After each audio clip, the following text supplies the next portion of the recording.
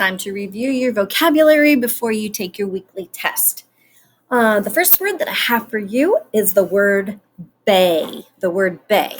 Now, a bay is a part of an ocean or lake partly closed in by land. And if you look at the picture, see how the water comes in, but the land surrounds it like that? Partly enclosed by land. So the water in the bay is blue and calm. All right. The next word is the word influence. Influence, something that has the power to affect something else. And in this picture, you see that little girl reading her story there. Reading has a positive influence on school success. That's for sure.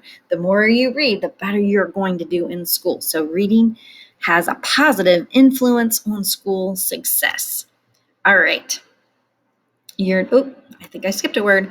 The word is suppose. Suppose means you imagine an event or situation. Now, remember in our story, they were sitting on the front porch and they were said, suppose it was hot.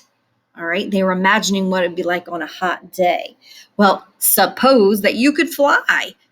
Same thing as saying imagine that you could fly. The next word is collect. Collect means to gather in a bunch. She likes to collect colorful rocks. Is there something that you collect? You have a collection of something? I used to collect baseball cards.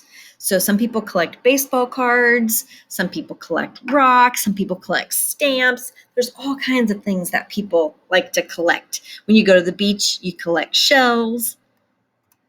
All right, the next one is wrap. Wrap. Wrap means to fold or wind around something as a covering. And the most common use that we have for the word wrap would be like wrapping a present. So he can wrap the present for mom. You also can wrap a baby in a blanket, cover up, fold the blanket around the baby.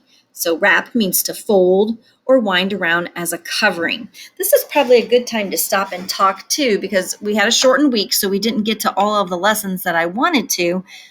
But on your test, there's going to be some questions about how many spaces that you can count between the words. So I wanted to take a look at this sentence. He can help wrap the present for mom. And we're going to count the spaces in those words. So right here's a space 1, 2, 3, 4, 5, 6, 7. There are 7 spaces in that sentence. And after every word or between every word, there is a space. And that helps the reader because if all the words were all jammed together, it would make it very difficult to read. So that's why we have spaces in between our words. The next word is strain. Strain, to pour liquid through a thin cloth or mesh. And I think Rupa was imagining what it would be like if they were in the jungle and they needed clean water to drink. That she said that they could strain the muddy water through the sari so that they could strain the mud out of it. I think this is our most common use of the word strain. Dad had to strain the water after he cooked the pasta. And this little thing that the pasta is in is actually called a strainer. A strainer strains things, right? We strain out the water. So let's take a look. Got a couple more here. The next word is plain. Plain. Plain means common or ordinary. And in this picture, you can see the boys wore plain white t-shirts. There's no decorations. There's no stripes. There's no plaid.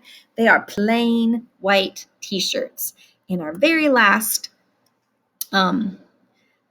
word is the word mirror. And a mirror is a smooth surface that shows the image of the person or thing in front of it. And I think the most famous mirror that I could think of was this mirror from Snow White. The Wicked Queen looked into her mirror. That's the most famous mirror I know of.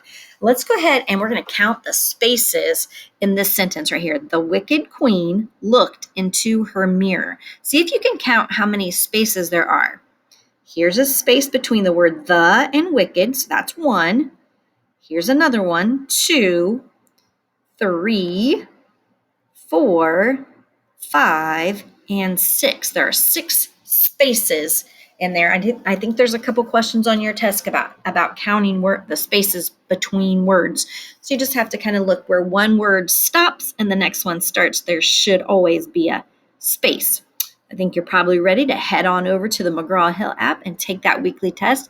And don't forget to comment on the discussion board